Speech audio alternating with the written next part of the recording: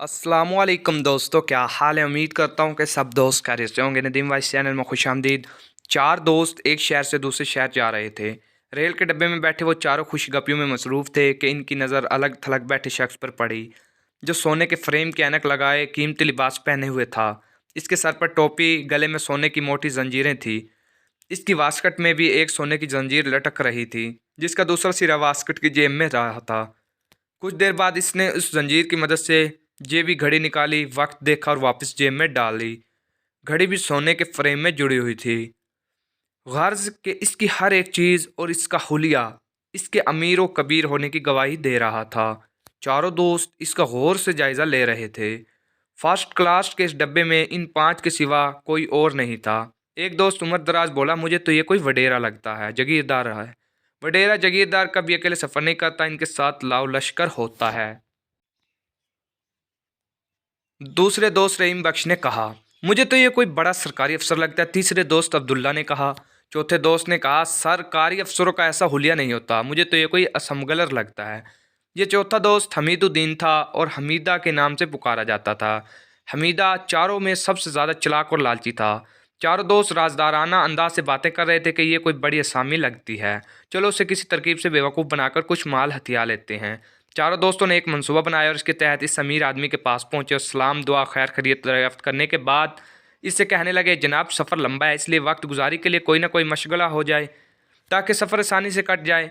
एक खेल जहन में आ रहा है, इजाज़त हो तो खेल शुरू किया जाए। अमीर आदमी ने मायने खेज अंदाज में इन चारों पर एक नज़र डाली और इनका सरसरी जायज़ा लेने के बाद कहा, मंजूर है। चारों दोस्तों ने अमीर आदमी को खेल की शराइत बताते हुए कहा, हम चारों में से हर एक आदमी एक किस्सा सुनाएगा। अगर आपने इस किस्से को सच तस्लीम ना किया तो फिर जो कुछ आपके पास और आपकी जेब में है वो हमें देना होगा। यही शर्त हम चारों के लिए भी होगी।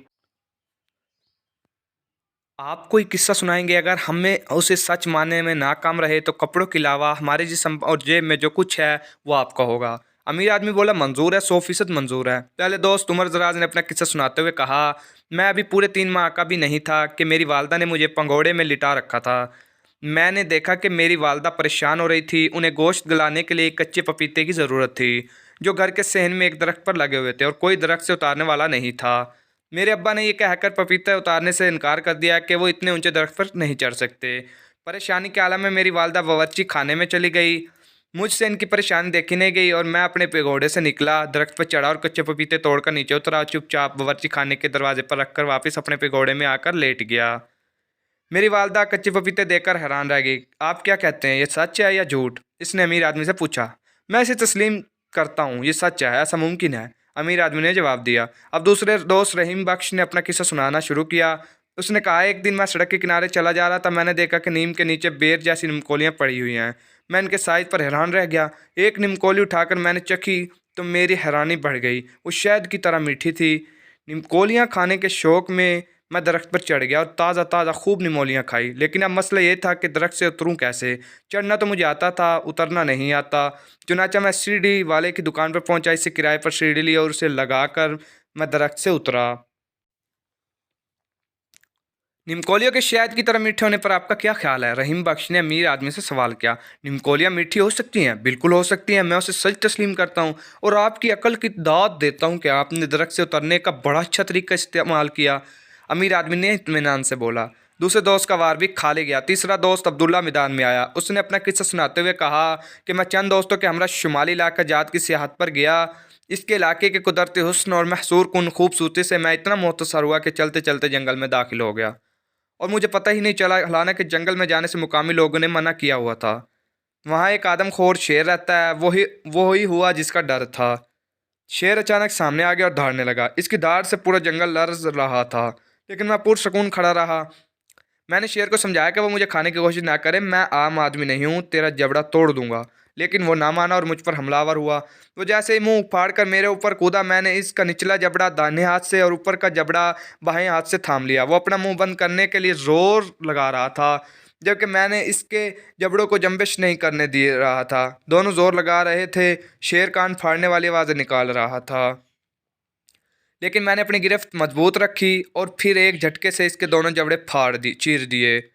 वो बेजान होकर ज़मीन पर ढेर हो गया। मेरे दोस्त और जो मेरी तलाश में वहाँ पहुँच गए थे, ये मंज़र देखकर शुशद रह गए। उन्हें अपनी आंखों पर यकीन नहीं आ रहा था कि मैंने निहत्थे हाथों से बब्बर शेर को हलाक कर दिया। अब्दुल्ला ने अमीर आदमी से सवाल किया कि आपको भी यकीन आ रहा है? अमीर आदमी ने पुरसकून अंदाज में जवाब दिया, आपका कद काठ बता रहा है कि आपने शेर को यकीनन हलाक कर दिया होगा। मैं उसे सच तस्लीम करता हूँ। तीसरा वार भी खाली जाने पर चारों दोस्त मायूस हो गए। इनकी आखिरी उम्मीद चौथा दोस्त हमीदुद्दीन उर्फ हमीदा था, जिसने अमीर आदमी को लूटने का प्लान बनाया था। हमीद ने सोचा कि ऐसा बड़ा झूठ बोला जाए जिस पर अमीर आदमी को बिल्कुल यकीन ना आए और वो इनकार करने पर मजबूर हो जाए, ताकि वो खेल जीत लें और इसकी कीमती अशिया हथियार लें। चौथे दोस्त ने अपना किस्सा बयान करते हुए कहा, मैं एक दिन मछली का शिकार खेलने समंदर पर गया। मैंने एक कश्ती किराए पर ली और गहरे समंदर में पहुंच गया। मैंने देखा कि वहाँ और भी शिकारी और मछेरे थे जो अपनी अपनी कश्तियाँ लिए मछलियों का शिकार कर रहे थे और इन्होंने अच्छी खासी मछलियाँ पकड़ रखी थी।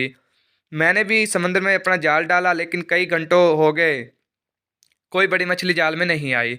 मुझे गुस्सा आ गया। मैंने जाल को छोड़ा और समंदर में छलांग लगा दी और गोता खाता हुआ समंदर की तह में पहुंच गया।